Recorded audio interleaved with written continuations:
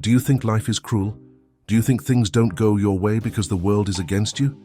Don't be so arrogant. We all go through difficult times. But if we are able to modulate our emotions to a certain extent, we will be able to face challenges and problems more effectively and with less suffering. That is why today I will address the topic of temperance, one of the 4 historical virtues, through an illustrative story. Once, a king asked the wise men of his court to create an exquisite diamond ring from one of the best jewelers in the region. His wish was to hide meaningful words in the ring, words that would bring him comfort in difficult times. Furthermore, he wanted this message to benefit his descendants and the children of his descendants. However, the message had to be short enough to fit on the diamond in the ring.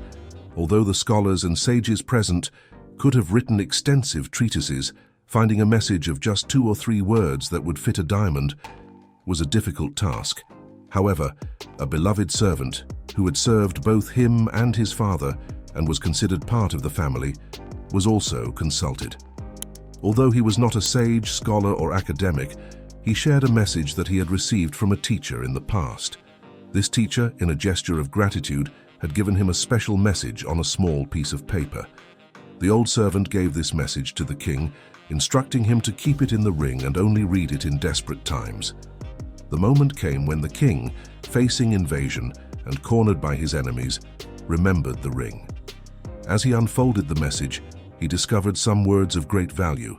"This too shall pass." At that moment, he experienced a deep silence, while his pursuers seemed to get lost in the forest. Thanks to these words, the king gathered his army, reconquered his kingdom, and celebrated the victory. In a moment of joy and pride, the old servant reminded the king that it was the right time to read the message on the ring. Although the king was in a state of euphoria and triumph, the servant explained that these words were not reserved only for desperate situations. It also applies to joyful moments, not only when you feel defeated, but also when you find yourself victorious.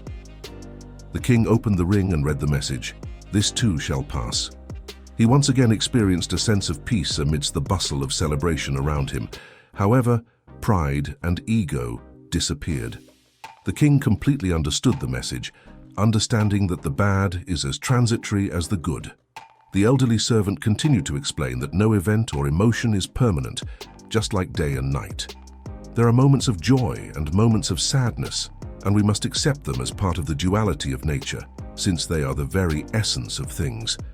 A key to managing our emotions is to understand and remember that what we feel in the current moment will not last forever. Do you know someone who has never experienced happiness or someone who has never felt sadness? In both cases, these emotions are not permanent throughout life. Both good and bad things happen, and when going through sad times, it helps to accept and understand that sadness too will pass. Acceptance does not imply resignation, passivity, or agreement with what is happening. It simply involves recognizing that many things are out of our control. Acceptance drives us to be proactive, making us aware of whether we can do something or change our situation. In that case, all our energy and intention must be directed towards that goal. When we accept something, we are more able to move forward. Likewise, we should not get carried away by euphoria in moments of happiness. It is okay to enjoy them, but in moderation, without allowing the euphoria to make us forget that those moments will also pass.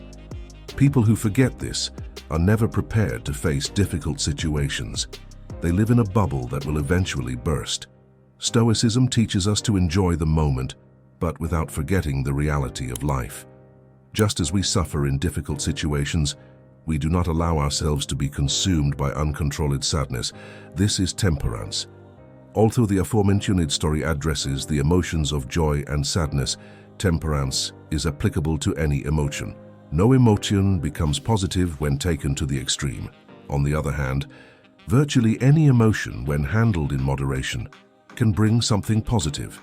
Even negative emotions, when controlled with temperance, provide us with valuable lessons for life. In the words of Seneca, temperance is a virtue that consists of mastering and moderating impulses and desires to avoid falling into excess or deficiency. According to Epictetus, temperance is a pleasant harmony of feelings, that results from a life in which desires are controlled and reason guides. Marcus Aurelius describes temperance as the virtue that helps us govern and direct our passions and desires, avoiding extremes and maintaining a balanced and moderate life.